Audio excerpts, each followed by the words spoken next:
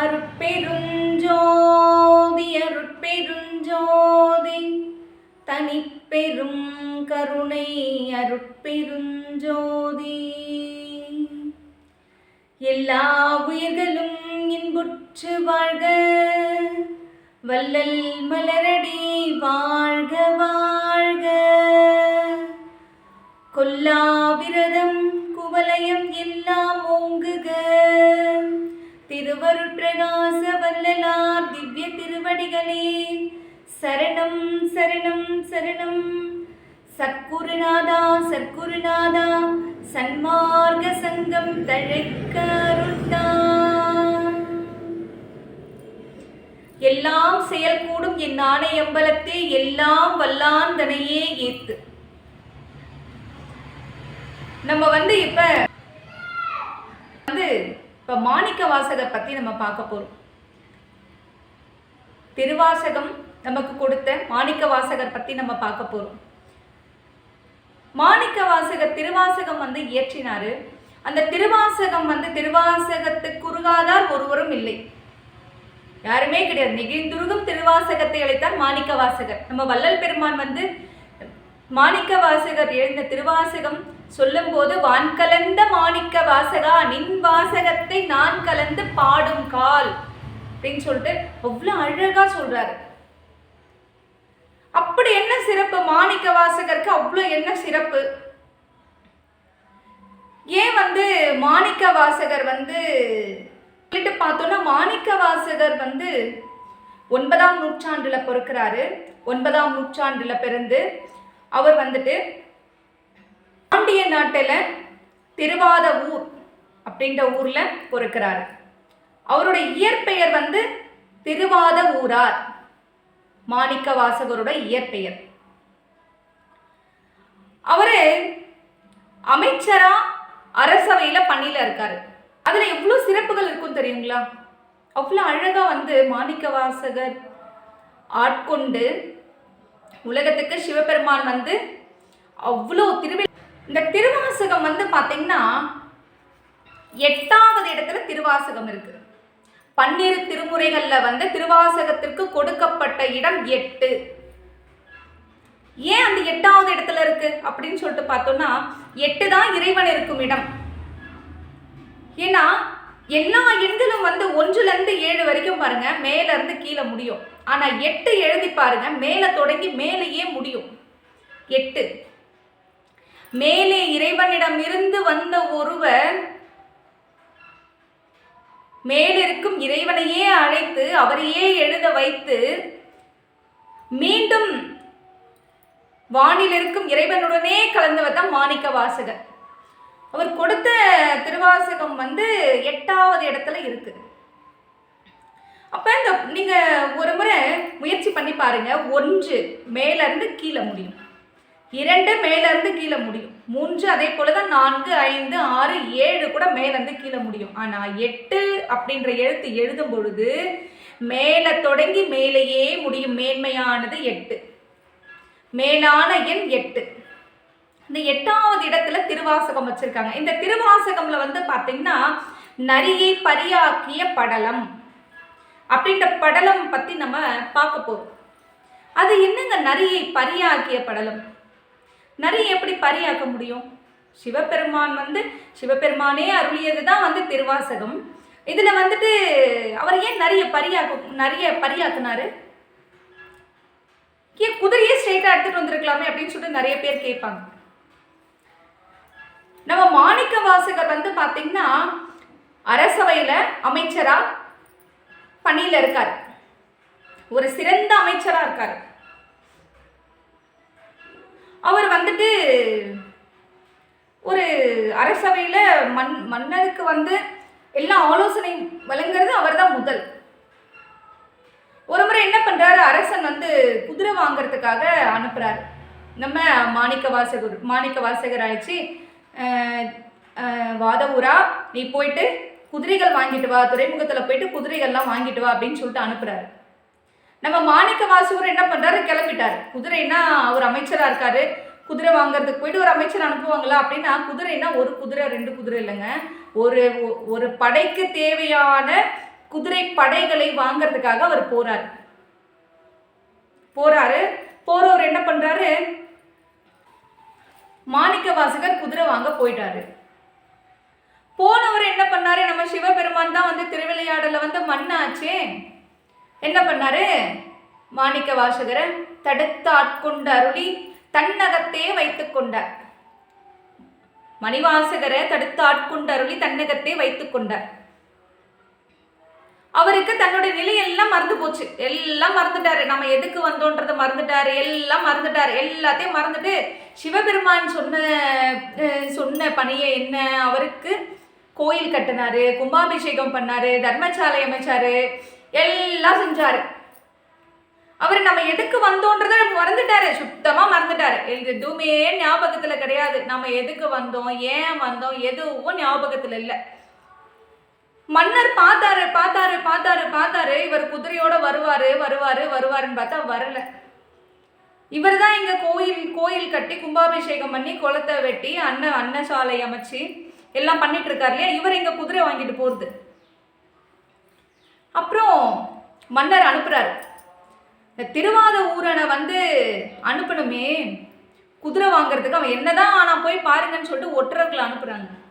அப்போ ஒற்றர்கள் போறாங்க. ஒற்றர்கள் போயிட்டு சொல்றாங்க, மன்னா அவர் குதிரையை வாங்கல, ஒன்றும் வாங்கல, அவர் கோயில் கட்டி கும்பாபிஷேகம் பண்ணி தர்மசாலையெல்லாம் அமைச்சு சாமியார் ஆயிட்டு சௌக்கியமா இருக்காருன்னு சொல்லிட்டு சொல்றாங்க. சாமியார் ஆயிட்டார் மன்னா, அவரு குதிரையெல்லாம் வாங்கல, நீங்க கொடுத்த காசுல எல்லாம் கோயில் கட்டிட்டாரு, கும்பாபிஷேகம் பண்ணிட்டாரு, எல்லா வேலையும் முடிச்சுட்டு நீங்க கொடுத்த காசுல அவர் நல்ல பேர் எடுத்துக்கிட்டாருன்னு சொல்லிட்டு சொல்லிட்டாங்க. மன்னருக்கு எவ்வளோ கோபம் வரும். மன்னர் என்ன பண்ணாரு, அவர் நினைச்சுக்கிட்டாரு, நம்ம கொடுத்த காசுல இவன் போயிட்டு நல்ல பேர் எடுத்துக்கிட்டானே அப்படின்னு சொல்லிட்டு இவனை போயிட்டு கைது பண்ணி அழைச்சிட்டு வாங்க அப்படின்னு சொல்றாங்க. இந்த ஒற்றர்கள் என்ன பண்றாங்க, போனாங்க. போயிட்டு மன்னர் உங்களை கைது பண்ணி கூட்டிட்டு வர சொன்னாங்க அப்படின்னு சொல்லிட்டு சொல்றாங்க. வாத ஊராருக்கு ஒன்றும் தெரியல. அவர் தான் மெய் மறந்து இருக்கார் இல்லையா, தன்னிலை எதுவுமே தெரியாம மறந்து, எதுவுமே தெரியல, எதுவும் புரியல, எதுவும் தெரியல, எல்லாத்தையும் மறந்துட்டு இருக்காரு. எல்லாத்தையும் மறந்துட்டு எல்லாம் ஃபுல்லா மறந்தாச்சு. கைது பண்ணி கூட்டிட்டு வாங்கன்னு சொல்றாங்க. சரி கைது பண்ணிக்கோங்க அப்படின்னு சொல்லிட்டு போறாரு. இவரு மெல்ல மெல்ல மெல்ல மெல்ல மெல்ல மெல்ல பாண்டிய நாட்டுக்கிட்ட வரதான் இவரோட நினைவு வருது இவருக்கு.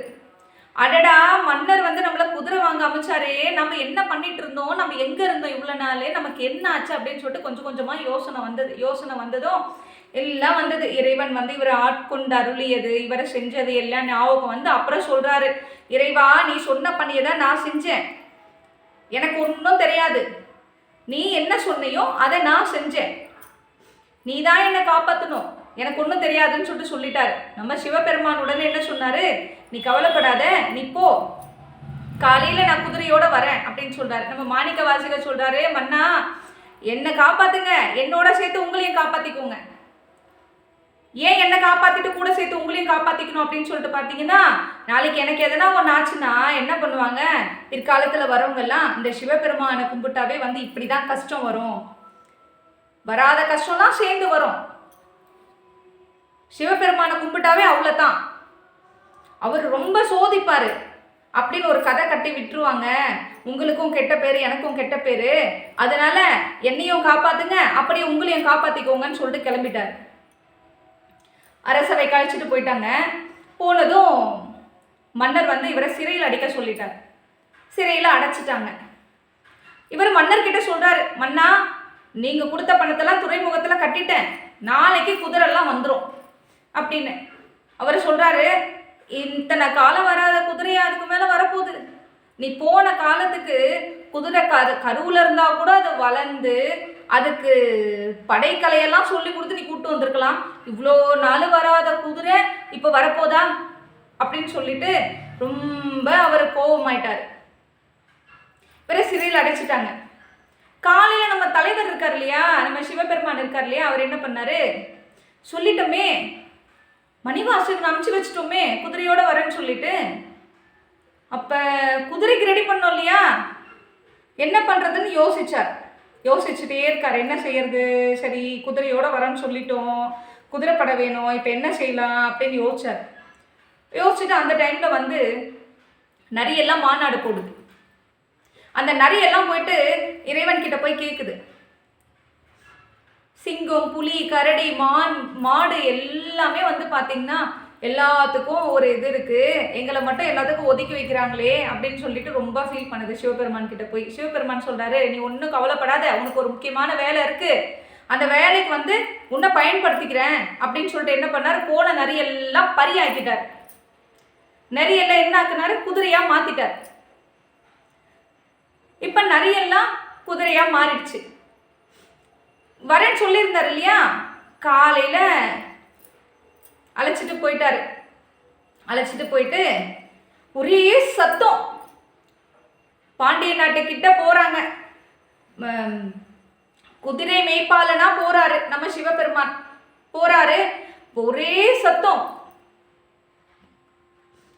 குதிரையோட சத்தம். மன்னர் என்ன பண்ணுறாரு, என்னடா இது இவ்வளோ சத்தமாக இருக்கேன்னு சொல்லிட்டு எழுந்து வந்து பார்க்குறாரு. குதிரை அந்த மன்னர் வந்து அவர் ஜென்மத்தில் அப்படி ஒரு ராஜவம்சத்து குதிரையை பார்த்தே இருக்க மாட்டார், கண்ணில் கூட பார்த்துருக்க மாட்டார்.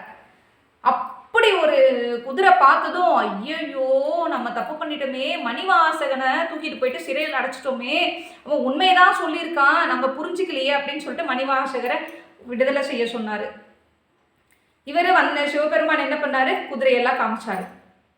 நம்ம மாடு வாங்கினா என்ன செய்வோம், அந்த மாடு வந்து மூக்கணாங்கயிறு வந்து அவுத்துட்டு மாட்டுக்கு சொந்தக்காரர்கிட்ட கொடுத்துட்டு வாங்கினவங்க வாங்கிட்டு வருவாங்க. ஏன்னா அந்த வாசனை இருந்தால் வந்து அவங்க கூட போய்டும்னு சொல்லிட்டு கயிறு மாற்றுவாங்க. அது மாதிரி நம்ம சிவபெருமான் என்ன பண்ணாரு, மன்னா இங்கே பாருங்க, நீங்கள் கொடுத்த காசுக்கு துறைமுகத்திலேருந்து குதிரையெல்லாம் எடுத்துகிட்டு வந்தாச்சு, இனிமேல் இந்த குதிரை உங்கள் பொறுப்பில் விட்டாச்சு, நீங்கள் கயிறு மாற்றி கொடுத்துருங்க அப்படின்னு சொல்லிட்டாரு.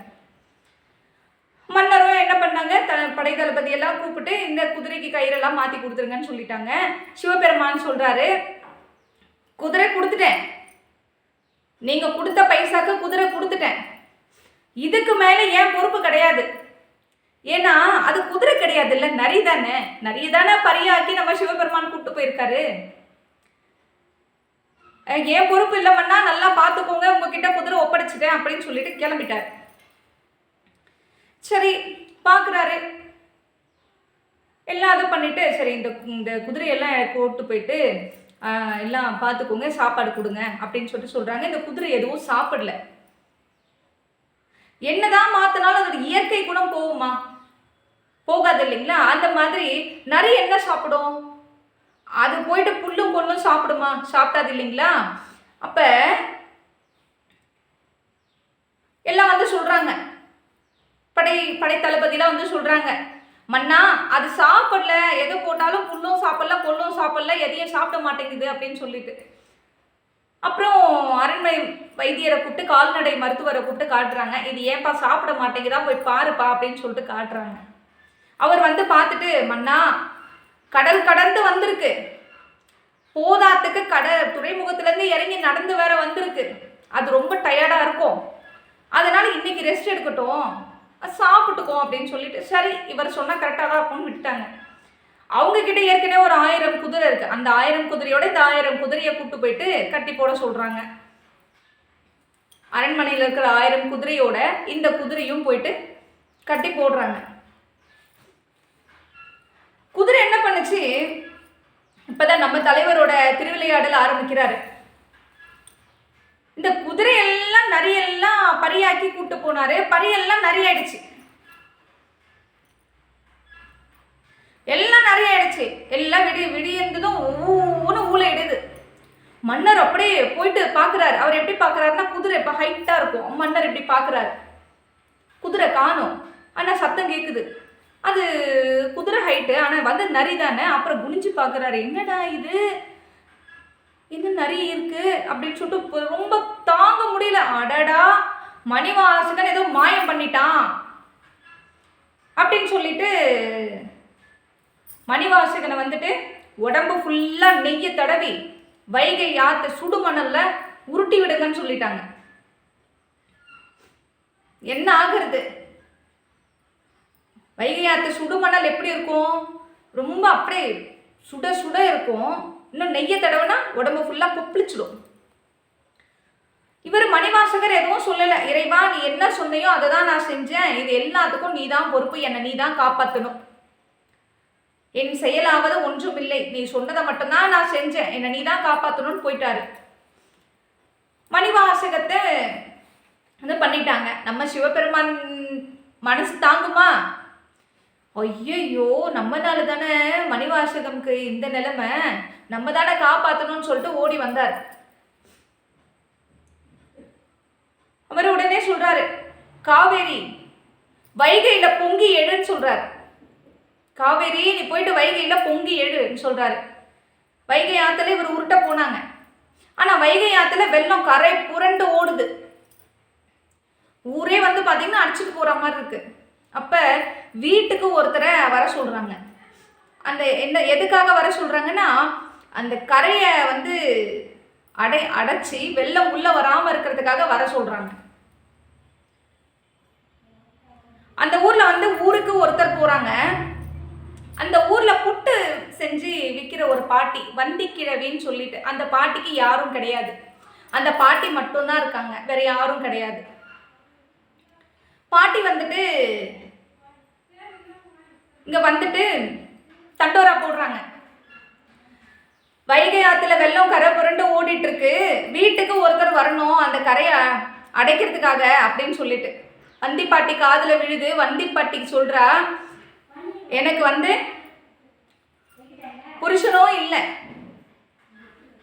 அவரையும் கூப்பிட்டுக்கிட்டேன், புள்ளையும் இல்லை, நான் யாரை அனுப்ப முடியும் இறைவா, இந்த புட்டு செஞ்சு செய்யறதா என்னோட தொழில், எனக்கு வேற தொழில் கிடையாது அப்படின்னு சொல்லிட்டு இந்த பாட்டி இறைவன் கிட்ட ரொம்ப சொல்லி அழறாங்க. சொல்லி அழுதுட்டு இவங்க போயிட்டாங்க. பாட்டி போறாங்க. பாட்டி வந்து புட்டு சுடும் போதெல்லாம் என்ன சொல்லுவாங்கன்னா, இந்த புட்டு அடைக்கும் போதெல்லாம் சிவாய நம சிவாய நம சிவாய நமன்னு சொல்லிட்டு தான் புட்டை வந்து அந்த குழால அடைச்சி வேக வைப்பாங்க. வேக வச்சு எடுத்துட்ட பிறகு சிவார்ப்பணம் சிவார்ப்பணம் சிவார்ப்பணம்னு சொல்லுவாங்க. அந்த கூடையில புட்டெல்லாம் எடுத்து வச்சுக்கிட்டு போவாங்க. போயிட்டு கொடிமரத்தாண்ட வச்சுட்டு சிவார்ப்பணம் சொல்லிட்டு சிவாய நம்ம கையெடுத்து கும்பிட்டுட்டு பாட்டி எடுத்துட்டு போவாங்க விற்கிறதுக்காக. இப்படிதான் செய்வாங்க. இதுதான் பாட்டியோட தொழில். இது இப்படிதான் போயிட்டு இருக்கு. பாட்டி என்னோட பிறவி வந்து இதோட முடிஞ்சிடணும், பிறந்து பிறந்து இறந்து இறந்து நான் கஷ்டப்பட்டதெல்லாம் போதும், நீ என்னை படுத்தினதெல்லாம் போதும், இதோட என் பிறவியை முடிச்சுது, இதுக்கு மேல பிறவா வரம் கொடு இறைவான்னு சொல்லிட்டு கண்ணீர் மல்க கேட்டுட்டு போறாங்க. நம்ம சிவபெருமான் கேட்குறாரு, ஆமா உண்மைதானே, நம்ம தானே இந்த நிலைக்கு காரணம், நம்ம தானே அப்படி படைச்சோம், சரி நம்ம தான் போகணும் அப்படின்னு சொல்லி எல்லாருக்கும் ஆள் இருக்காங்க, இந்த பாட்டிக்கு ஆள் இல்லைன்னு சொல்லிட்டு சிவபெருமானே வராரு. வந்துட்டு சிவபெருமான் கூலியோ கூலி அப்படின்னு சொல்லிட்டு வராரு. கூலிக்கு என்ன கூப்பிட்டுக்கோங்க அப்படின்னு சொல்லிட்டு சத்தம் கொடுத்துக்கிட்டே வராரு. யாருக்காச்சும் கூலிக்கு ஆள் வேணுமா, நான் இருக்கேன் அப்படின்னு சொல்லிட்டு. எப்படி இருக்காருன்னா 6 அடி உயரம், அழகா செக்கச்செவேன்னு அழகா இருக்காரு. சிவபெருமான் வந்து அழகா வராரு. ஒரு மண்வெட்டியை தோல்ல போட்டுக்கிட்டு, ஒரு அந்த மண்வெட்டி வந்து பார்த்தீங்கன்னா தேஞ்சு போயிருக்கு. கூட வந்துட்டு தலையில ஒரு டக்காரி தலையில வச்சுக்கிட்டு அவர் பாட்டு கூலியோ கூலின்னு கத்திட்டு வராரு சிவபெருமான். யாரும் கூப்பிடல, நேரா வந்தி பாட்டி வீட்டுக்கு நேரா வந்தாரு. வந்துட்டு கூலியோ கூலி அப்படின்னு கத்துறாரு. பாட்டி காதுல விழுந்துருச்சு. பாட்டி பாக்குது, நமக்கு யாரும் இல்லையே, சரி நம்ம சார்பா இவங்களை கூப்பிட்டுப்போம் அப்படின்னு சொல்லிட்டு பாட்டி கூப்பிடுது. எப்பா இங்க வா, ஏன் சார்பா போயிட்டு நீ அந்த கரையை அடைச்சிட்டு வரையா அப்படின்னு சொல்லிட்டு. சரி பாட்டி நீ என்ன கொடுப்ப அப்படின்னு கேட்குறாரு. என்கிட்ட புட்டு மட்டும்தான்ப்பா இருக்கு, வேற எதுவும் கிடையாது அப்படின்னு சொல்றாரு. சரி உட்காரு, புட்டு சாப்பிட்டுட்டு போவ அப்படின்னு சொல்றாரு. இந்த பாட்டி என்ன சொல்றாங்கன்னா, அங்க பாருப்பா, உதிர்ந்து வர புட்டெல்லாம் உனக்கு, மிச்சம்லாம் வந்து வியாபாரத்துக்கு, இந்த புட்டு வித்தாதான் எனக்கு சாப்பாடு, என்ன பார்க்குறவங்க யாரும் கிடையாது அப்படின்னு சொல்றாரு. உட்கார்ந்துட்டு இருக்கிறது நம்ம தலைவர் சிவபெருமான். அவர் உட்காந்துருக்காரு இல்லைங்களா. இந்த பாட்டி சொல்றாங்க, சரி நம்ம சிவபெருமான் கேட்டுக்கிட்டாரு, நம்ம தலைவர் சும்மா இருப்பாரா. பாட்டி வந்து புட்டு அவிக்கிறா. சிவாய நம சிவாய நம சிவாய நமன்னு சொல்லிட்டு அந்த மூங்கில் குழாக்குள்ள போடும்போது மாவை போடுறா, சிவாய நம. திரும்ப தேங்காய் திருவல் போடுறா, சிவாய நம. திரும்ப மாவு, திரும்ப தேங்காய் திருவல், திரும்ப மாவு, திரும்ப தேங்காய் திருவல் சொல்லிட்டு சிவாய நம சிவாய நம சிவாய நம சிவாய நம சொல்லிட்டே பாட்டி போட்டுட்டு இருக்கா. சரி அப்புறம் முடிச்சுட்டா, வெந்துருச்சு, எடுத்தா. அன்னைக்குன்னு பார்த்து வந்து பார்த்தீங்கன்னா இவங்க தான் டீல் போட்டார் இல்லையா. சிவபெருமான் வந்து சரி உதிர்ந்து வர புட்டெல்லாம் எனக்கு தான் சொல்லிட்டாரு சிவபெருமான். இந்த பாட்டியும் உதிர்ந்து வர புட்டெல்லாம் உனக்கு தான்ப்பான்னு சொல்லிட்டா. அன்னைக்குன்னு பார்த்தா மொத்தம் உதிர்ந்து போய் வருது. ஒரே ஒரு புட்டு கூட உருப்படியாக வரல, எல்லாமே உதிர்ந்து போய் வருது. அப்போ சிவபெருமான் வந்து என்ன சொல்கிறாரு, அப்போ எல்லாமே எனக்கு தானா பாட்டி அப்படின்னு, இன்னைக்கு உனக்கு தான் போல எழுதியிருக்குப்பா, சாப்பிடு அப்படின்னு சொல்கிறாரு. சரின்னு எல்லாத்தையும் சாப்பிட்டு முடிச்சுட்டாரு. முடிச்சுட்டு இவர் கிளம்புறாரு. பாட்டி மதியத்துக்கு ஏதாச்சும் எடுத்துட்டு போகிறதுக்கு இருக்கான்னு கேட்குறாரு. பாட்டி சொல்கிறாங்க, இங்கே பிறப்பா புட்டு வேக வைக்கிற மூங்கில் குழாயும் நானும் அடுப்பும் தான் இருக்கிறோம், நீ எல்லாத்தையும் சாப்பிட்டுட்ட அப்படின்னு சொல்கிறாங்க. சரி சிவபெருமான் போகிறாரு. போயிட்டு கரை அடைக்கிறதுக்கு போகிறாரு. அங்கே போனதும் அந்த கண்காணிப்பாளர் இருக்கார் இல்லைங்களா, அவர்கிட்ட போய் கேட்குறாரு, நான் வந்திப்பாட்டிக்காக வந்திருக்கேன், எந்த இடம், என்னோட கரை எங்கேருந்து எது வரைக்கும் கேட்குறாரு. கண்காணிப்பாளர் சொல்கிறாரு, இங்கே பாருங்க, இதை இங்கே இருக்கு இல்லையா, இந்த கரையை பிடிச்சிக்கிட்டு இது வரைக்கும் உன்னோட இடம், இதை அடைச்சிருன்னு சொல்கிறாரு. சிவபெருமான் என்ன பண்ணாரு, தலையில் ஒரு டக்காரி, அதுக்கு முன்னாடி ஒரு சும்மாடு வச்சுருக்காரு, கையில் மம்மட்டி வச்சுருக்காரு. வச்சுக்கிட்டு பார்க்குறாரு, கொத்துறாரு, போடுறாரு, மண்வெட்டியில் கொத்துறாரு, எடுத்து டக்காரியில் போடுறாரு. சும்மாட ஒரு அரை மணி நேரம் சுற்றுறாரு, தலையில் வைக்கிறாரு. திரும்ப ஐயோ இது ரொம்ப வெயிட்டாக இருக்கே அப்படின்னு திரும்ப கொட்டுறாரு, திரும்ப வைக்கிறாரு. இதையே தான் பண்ணிகிட்ருக்காரு. ஒரு உலகத்தையே வந்து கட்டி காக்கிற பரம்பொருள் சிவபெருமானால அதை வந்து அடைக்க முடியாதா? அவர் தான் திருவிளையாடலுக்காக தானே வந்திருக்காரு. எல்லாத்தையும் இதே போல பண்ணிட்டு இருக்காரு. இடையில என்ன பண்ண ஆரம்பிச்சுட்டாரு, இதை செஞ்சுக்கிட்டே ஆடுறாரு, பாடுறாரு. இருக்கிறவங்க எல்லாரும் பார்க்குறாங்க, யார் பாண்டாலு பாரு, என்ன அழகா பாட்டு பாடுறான், என்ன அழகா நடனம் ஆடுறான். அவரு அம்பலத்தரசன் இல்லையா, ஆடிதானே ஆகணும். ஆடின காலம் சும்மா இருக்குமா அவருக்கு? ஆடுறாரு. ஒரு வேலையும் செய்யலை, யாரும் வேலை செய்யலை, எல்லாம் சும்மா தான். இவர் தான் பார்த்துட்டு சும்மா இருக்காங்க. ஏன்னா வந்திருக்கிறது சிவபெருமானாச்சே, எல்லாம் இவரையே, இவரோட அழகுல மெய் மறந்து இவரையே பார்த்துட்டு எல்லாம் இது ஒரு வேலையாவே இவரை பார்த்துட்டு சும்மா இருக்காங்க. நேரம் முடிஞ்சிருச்சு. ஆடி களைப்பாயிட்டாரு, பாடி களைப்பாயிட்டாரு. போயிட்டு மரத்தடியில் அமைதியாக படுத்து தூங்கிட்டாரு. மன்னர் வராரு. மன்னர் வந்துட்டு கேட்குறாரு, ஏப்பா எல்லாம் ஓரளவுக்கு முடிஞ்சிட்டு இருக்கு, இந்த கரை ஏன் அப்படியே இருக்கு அப்படின்னு சொல்லிட்டு கண்காணிப்பாளர் சொல்றாரு, வந்தி பாட்டி இருக்காங்க இல்லையா, அந்த பாட்டிக்காக வந்தாருப்பா. அவர் வந்தாரு, ஆடினாரு, பாடினாரு, ஆனா வேலை செய்யல, களைப்பாயிட்டு படுத்து தூங்கிட்டாரு. என்னது ஆடினாரு பாடினாரு? ஆமா, நாங்கெல்லாம் கூட பார்த்தோம், நல்லா ஆடினாரு, நல்லா பாடினாரு அப்படின்னு சொல்லிட்டு சொல்றாங்க. சிவபெருமானை வந்துட்டு மன்னர் கூப்பிட்டு வர சொல்றாரு. நான் கூப்பிட்டேன்னு சொல்லிட்டேன், அவர் கூப்பிட்டுட்டு அப்போ அப்படின்னு. இவரை சிவபெருமான் சொல்றாரு, நாளை வர முடியாது, அவரை இங்க வர சொல்லு. கண்காணிப்பாளர் சொல்றாரு, பா உன்னை வந்துட்டு வேலை வாங்காம இருந்ததுக்கு மன்னர் ஏற்கனவே என் மேல ரொம்ப காண்டில் இருக்காரு, நீ வா, எழுந்து வா அப்படின்னு சொல்றாரு. சரி வரேன் அப்படின்னு சொல்லிட்டு போறாரு. சிவபெருமான் கேட்கிறாரு, உன் பேர் என்ன? நிற்கிறாரு. உன் ஊர் என்ன? நிற்கிறாரு. இப்படியே தான் நின்றுட்டு இருக்காரு. எதுக்கும் பதில் சொல்லலை. கண்காணிப்பாளர் சொல்றார், அவன் பேரு சொக்கங்க, அந்த பேரை கேட்கறதுக்கே நான் ரொம்ப நேரம் ஆச்சு, ஏதோ சொன்னது என் காதுல சரியா விழல, நான் திரும்ப திரும்ப கேட்டு தெரிஞ்சுக்கிட்டேன் அப்படின்னு சொல்லிட்டு அவர் சொல்றாரு. முடிஞ்சிருச்சா? சிவபெருமான் கேட்டதுக்கு பதில் இல்லை. ஏன் வேலை செய்யலன்னு கேட்டாலும் பதில் சொல்ல. கையில் வச்சிருந்த தங்க பெரும்பாலும் ஒரு அடி அடிக்கிறார். அடிச்சா அந்த அடி வந்து எறும்புல இருந்து யானை வரைக்கும் எல்லாத்து மேலேயும் படுது. எறும்புல இருந்து யானை வரைக்கும் எல்லாத்துக்கும் அந்த அடிப்படுது. இங்கதான் வந்து எல்லாம் கேட்கலாம். புட்டு சாப்பிட்டாரு, அது எல்லாருக்கும் பிரிச்சு கொடுத்தாரு. அடி மட்டும் எல்லாருக்கும் ஏன் படணும் அப்படின்னா, அவர் சாப்பிட்டது வந்து புட்டு கிடையாது. அந்த பாட்டி வந்து எனக்கு மறுபிறவி வேண்டாம், இந்த பிறப்பை வந்து இந்த இந்த பிறவியோட என்னோட பிறப்பை அறுத்து என்னை தடுத்தாட்கொண்டு நீ தான் கூட்டிட்டு போகணும்னு சொல்லிட்டு அழுதா இல்லையா, அந்த வினையை வந்து அவர் சாப்பிட்டார். அந்த வினையை நமக்கெல்லாம் பங்கு போட்டு கொடுக்காம அவரே எடுத்துக்கிட்டார். விஷத்தையே சாப்பிட்டவர் இதை சாப்பிட என்ன கஷ்டமா? முடிச்சிட்டாரு. அப்ப யோசிச்சு பாக்குறாங்க, எல்லாருக்கும் அந்த அடி விழுது. என்னடா இது ஆச்சரியமா இருக்கே அப்படின்னு சொல்லிட்டு பாக்குறாங்க. இவர் என்ன பண்ணாரு, மன்னர் அடிச்ச பிறகு ஒரு டக்காரி மண் எடுத்து போறாரு. கரை அடைஞ்சு போச்சு. கரை வந்து அடைஞ்சிருச்சு. இதுல இருந்து நம்ம என்ன தெரிஞ்சுக்கிறோம் சொல்லுங்க? சிவபெருமான் வந்து ஒரு அடி அவர் மேல அடிச்சதும் அந்த அடி வந்து உலகத்துல இருக்கிற எல்லா உயிர்கள் மேலேயும் பட்டுச்சு. அதுதான் ஆன்மநேய ஒருமைப்பாடு. ஆன்மநேய ஒருமைப்பாடு அதுதான் வந்து சிவபெருமான் அப்பவே சொன்னார். நம்ம வள்ளல் பெருமானும் வந்து பாத்தீங்கன்னா ஜீவகாருண்யமே மோட்ச வீட்டின் திறவுகோல்னு சொல்றாரு. ஆனா அதுக்கும் முன்னாடி என்னன்னா அவர் சொல்றது ஆன்மநேய ஒருமைப்பாடு. எல்லா உயிர்களும் தம் உயிர் போல் யார் என்றாங்களோ அவங்க கிட்டதான் வந்து இறைவன் வந்து நிப்பாரா. இதுதான் வள்ளல் பெருமானும் சொல்றாரு. அப்ப இறைவன் எங்க இருக்காரு அப்படின்னு சொல்லிட்டு கேட்டா, இறைவன் வந்து நல்லவங்க மனசுலதான் இறைவன் இருக்காரு, வேற எங்கேயும் இறைவன் கிடையாது. நல்லோர் மனதில் நடம் புரியும் நாதனே. நல்லோர் எங்க இருக்காங்களோ அவங்க மனசுலதான் இறைவன் இருப்பார். நல்லவங்க யாரு?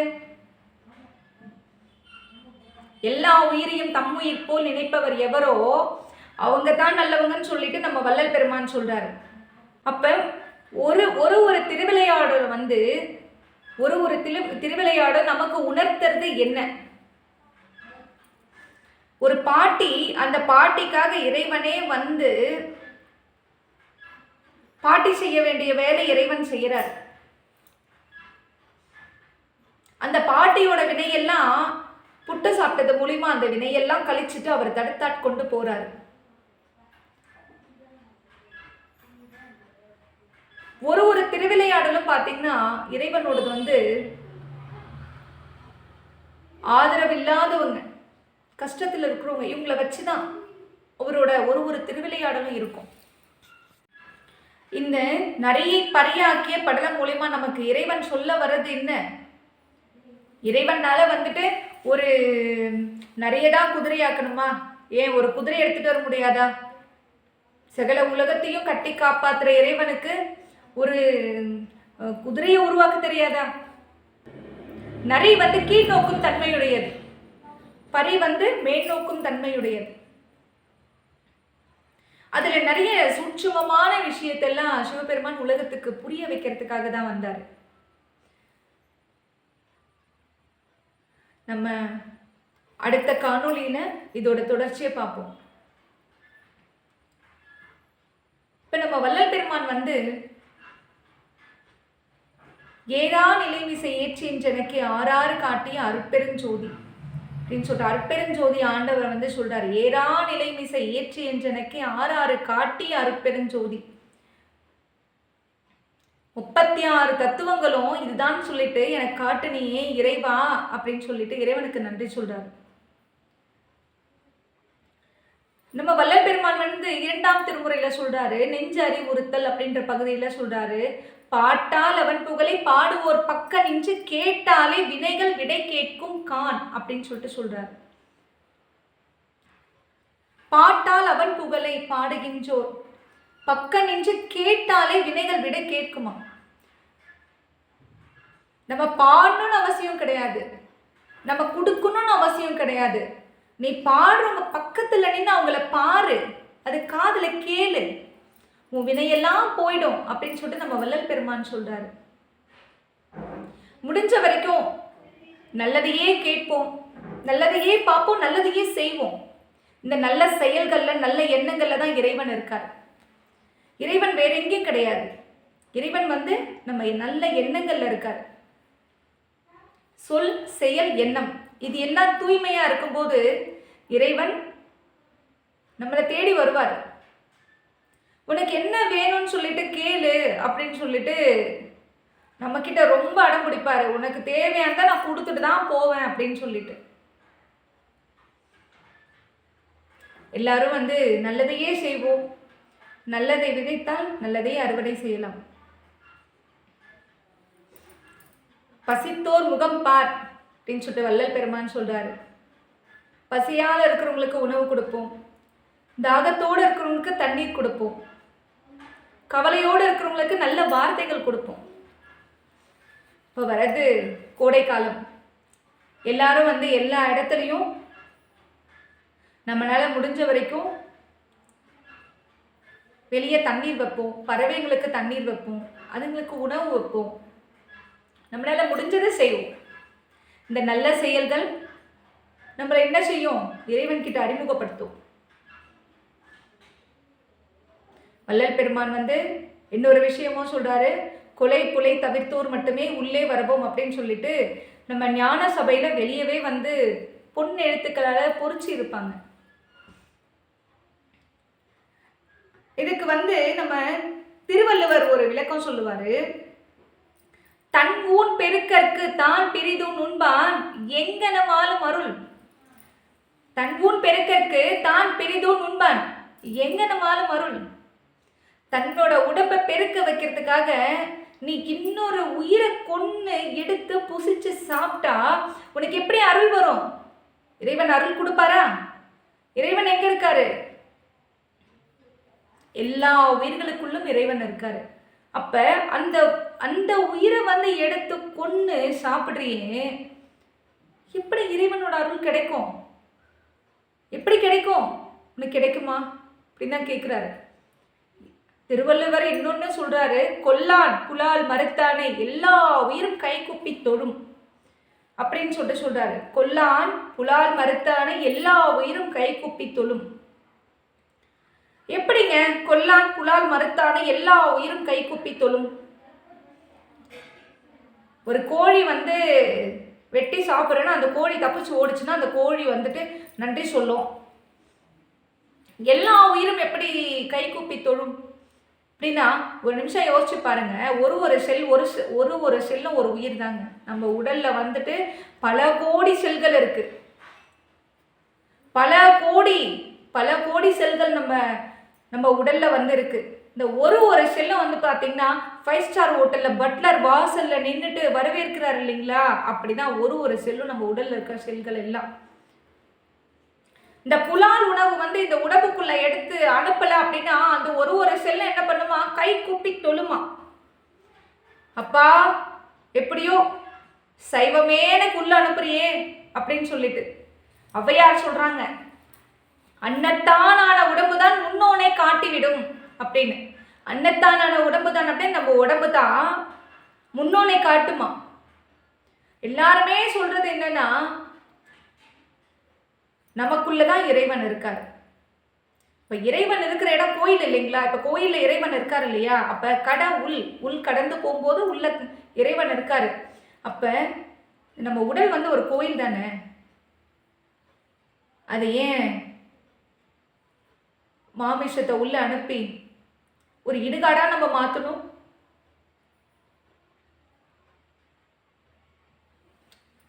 எல்லா உயிர்களும் இன்புற்று வாழ்க. வள்ளல் மலரி வாழ்க வாழ்க.